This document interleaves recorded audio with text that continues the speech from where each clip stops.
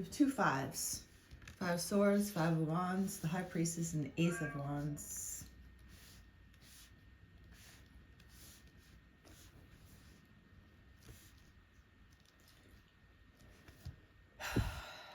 I'm getting just an image of having a torch in the darkness when you are going through something like defeat, right? You go through dark times, you go through the unknown. It's scary because no one ever knows what's going to happen next. And that feeling of not knowing what's going to happen next scares most people because they don't have faith. They don't have insight. They don't have the almost obsession with the future of what they want, you know, to keep you moving forward in the darkness. So I picture someone having a torch, almost like an old school flame torch that you're holding in your hand when you're walking through dark, cavernous, unknown, mysterious, cold, scary places.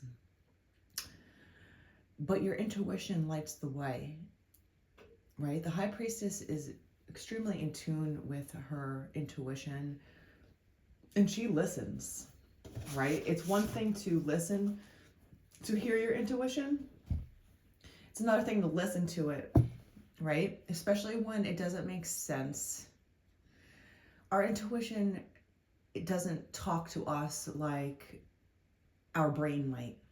For instance, you know, a really silly example would just be I'm walking down the street and all of a sudden my intuition is telling me to cross the street. And I'm just like, I have no idea why I need to cross the street. There's no one around. There's no danger. There's no cars. There's nothing that's going to push me to the other side of the street. Why do I need to go? But my gut is just screaming to just do it, right? So my brain is telling me, I have no idea why you're telling me to do this. It doesn't even make sense to me in reality right now. But your gut is saying, trust me. Just do it. And that's what intuition is kind of like until you learn to gain trust in yourself and what your intuition tells you. Until you get to that point of trusting it fully, it takes time and a lot of examples, right? You're going to go through a lot of mistakes being like, oh man, I knew I should have done that, but I didn't listen. So after a few times of doing that, you're going to realize like, yeah, okay, I know what my body tells me, and I'm going to listen to it, even if I have no idea why. It's like your mom telling you, like, just listen, just do it, don't ask questions. It's kind of like that with your intuition. Because you want a new start, and there is a new start here, and there's a fiery start. But you have to go through defeat and darkness to get to, you know, with your flame, you know. So I'm seeing, like, you have the urge and the desire to change. 333 on the clock. And in order to do that, you have to believe in yourself first. First comes the belief, then comes the action. But if you don't have the belief behind you, if you don't have the desire in you to do the action, your actions are going to fall flat because you don't have the motivation when times get tough. You don't have that example. You don't have the reason of why you're doing something. Everything is just kind of empty. And I think you're starting to realize that in order to strive, in order to break through, right? We have the defeat and the strive card next to each other, 2 5s, lots of changes. When you go through a lot of changes, you have to have a reason. It makes life a lot easier and clearer when you have your own reason. It's not someone else's reason. It's not your mother or your father's reason. It's not your counselor's reason. It's not your therapist. It's for you. And until you get to that point, you're going to need the strength, and you're going to need that backup strength, especially when times try you, because life is not easy, surprise. And when you get to a point where you just want to give up, you have to have the reason behind it.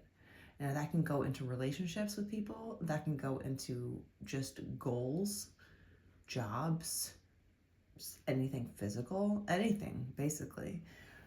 And that's what I'm getting from this. It's kind of just like, what is your reason now? Now that you've gone through these changes and you're ready to break through, what is your intuition telling you to do next? What do you want to do next?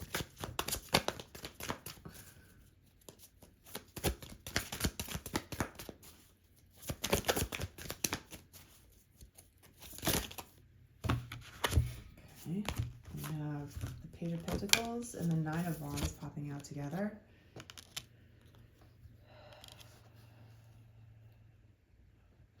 Let's just do two more.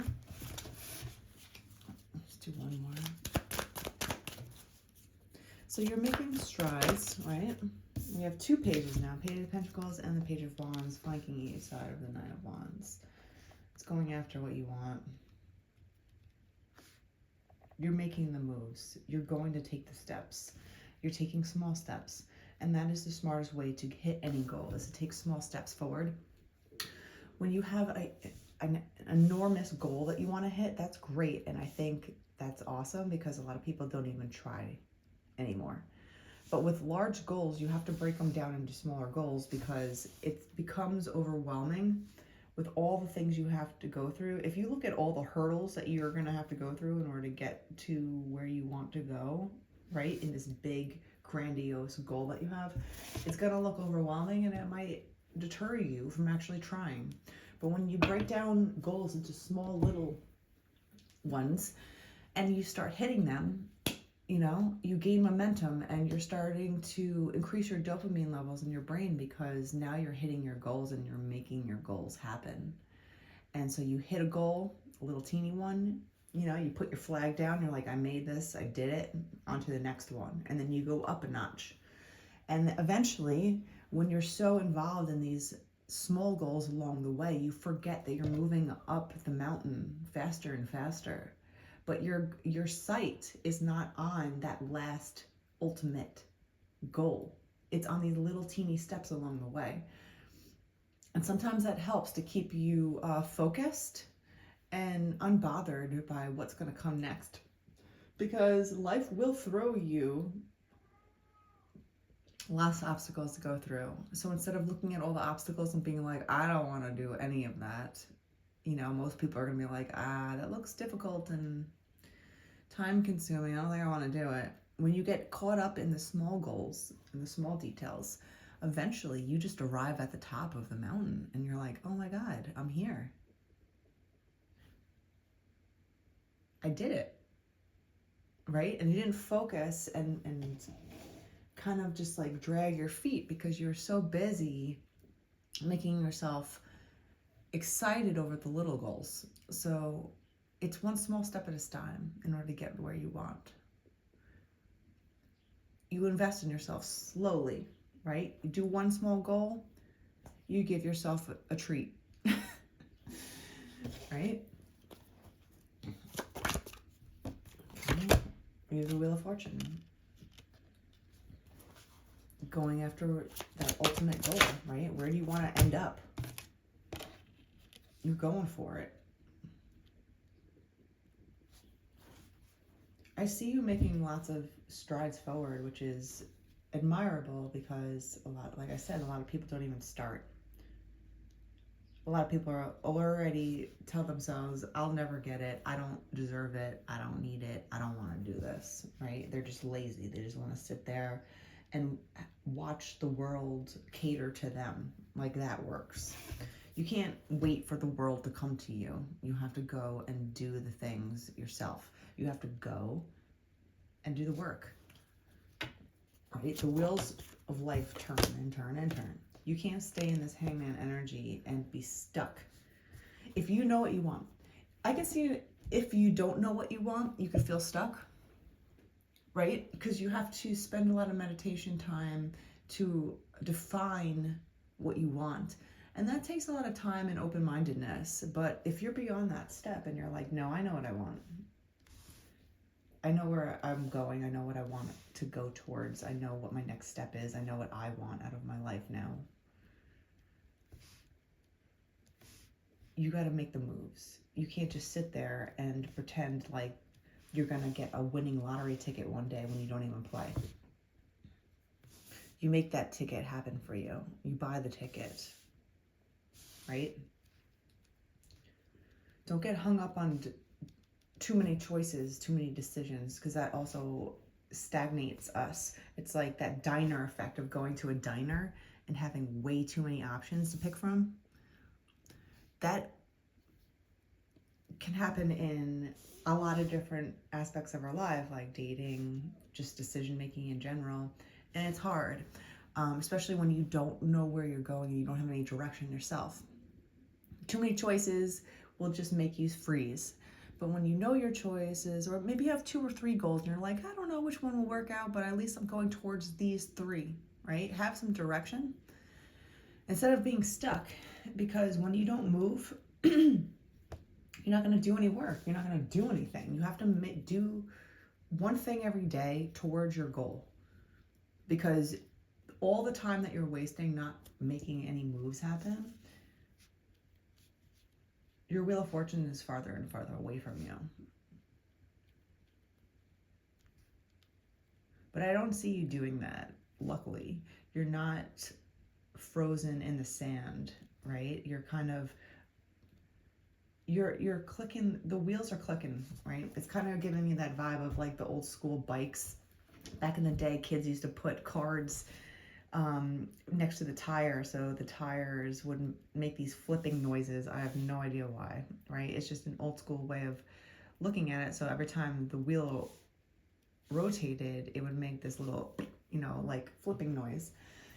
So it's like every time that wheel rotates for you forward, you're moving forward and you're clicking, you're counting your clicks, you're counting the rotations that you're making, you're counting the steps that you're doing. So you're striving and you're breaking through here, which is great. There is a lot of movement forward toward your future, and you're doing the steps. So I would feel very proud of yourself. And that's also a very important thing to remember, is to remain proud of yourself, because if you're not your own cheerleader, no one else is going to be either. And it doesn't matter if anyone else is around you. 1, 2, 3, 4 on the clock, which is movement forward. It doesn't matter if anyone else believes in you or not. We have 2 of Wands on the deck, 2 of Cups. You know where you're going and you know where you want to be. And that's what really matters. Okay? It doesn't matter if you have a whole cheerleading team behind you or not. You're building your way forward. And you have to celebrate yourself. And when you start doing that and you stay focused on yourself, look who comes through. There's going to be other people around you that are going to be looking at you and admiring you for it, because they're like, oh yeah, I want to partner with that. I want to partner with somebody that is like this. They treat themselves kindly. They have goals of their own. They actually go out and do these things to make it happen for themselves. Someone's going to want to help you when they see you helping yourself. When they see you helping other people, being, charity focused, but not in a way to inflate your own ego, but it's a charity because you are a kind, loving human being.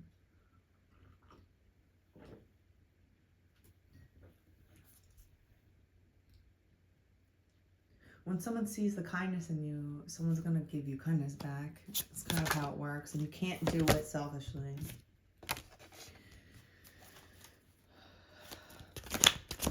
In order to be kind, you also have to know how to not be kind, right? You're exercising your right to be kind and gentle, yeah? And that's because you've come a long way yourself. You've taken your lessons and you've turned your back to the past that doesn't serve you anymore. And this is what happens. Everything that you wish for comes in fast. 8 of Wands, the 9 of Cups. Look at what happens when you just stay in your own true form. You stay kind, you stay loving, you treat yourself and other people, other animals, our environment, everything around you, you treat kindly with compassion and love. You've learned your lessons and you've turned your back to negative people, negative things, negative entities. And now look what's coming forward to you really fast. The Knight of Cups and the Two of Cups, right? With this Knight of Cups coming out along with him. Coming in swiftly for you.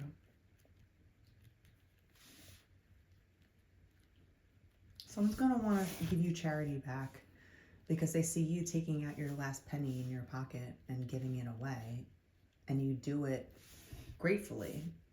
You do it because you want to, and someone's going to admire that in you and want to give back to you. So there's a knight coming in that sees you, right? And they're just like, okay, yeah, this person is doing a lot by themselves. How can I help this person because they're doing so much on their own?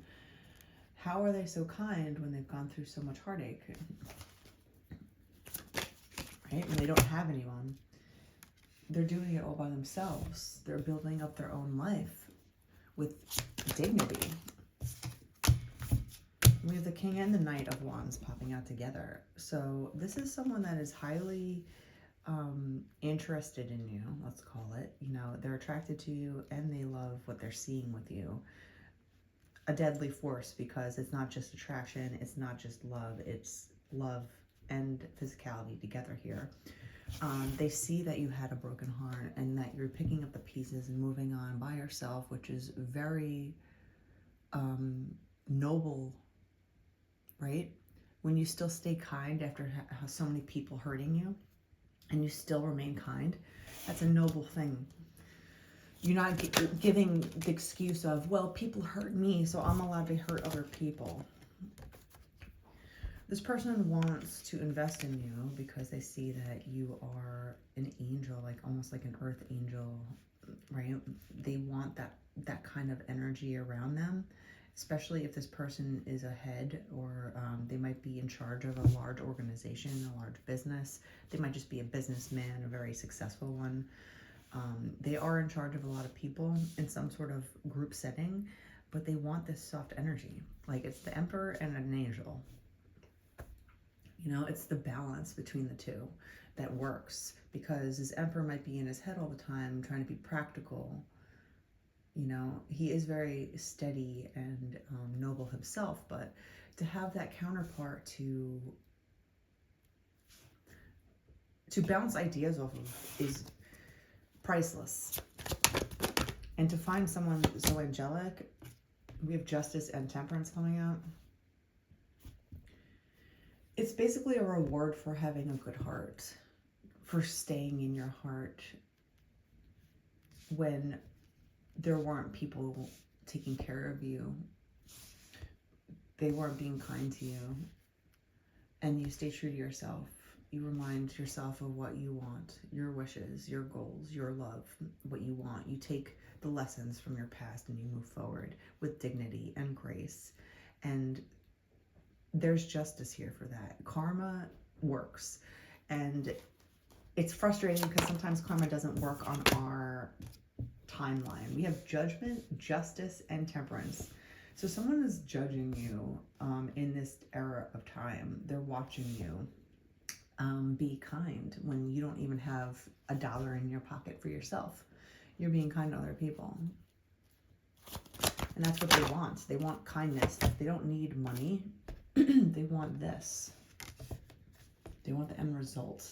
They want that stability. They want that family. In order to settle down with someone, they want that angel. They want the person that's going to remain in their heart center, that remains kind and giving and loving and takes care of her family. The Emperor can buy everything he wants. You can go buy things, you can go buy activities, you can travel around the world, you can buy dates, okay? I'll just say it. You can buy anything you want if you have enough money. The only thing you cannot buy is love. And it's cheesy, but it's true. And you can walk around the earth with the fanciest clothes. You can buy the hottest dates for the evening. You can have the fanciest car. You can have many homes. You can have a vacation every other week.